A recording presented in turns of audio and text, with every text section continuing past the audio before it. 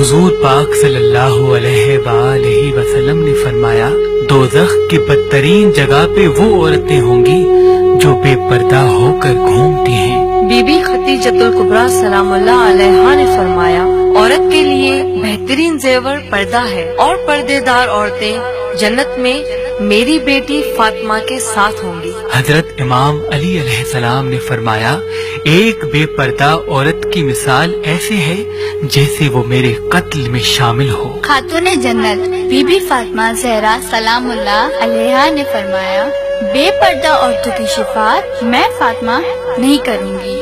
حضرت امام حسین علیہ السلام نے فرمایا عورت کا پردہ کرنا شہید کے خون سے افضل ہے۔ بی بی کلثوم سلام اللہ علیہا نے فرمایا زیادہ تر گناہوں کی شروعات عورت کے بے پردہ ہونے سے ہوتی ہے۔ حضرت امام حسن علیہ السلام نے فرمایا اللہ اس عورت کی نماز قبول نہیں کرتا جو بالغ ہونے کے بعد بھی پردہ نہیں کرتی۔ جب بازار شام میں بی بی سکینہ سلام اللہ علیہا قیدی تھی تو بی بی سکینہ نے کہا میں بازار میں بے پردہ کیسے جاؤں پھوپھی اماں؟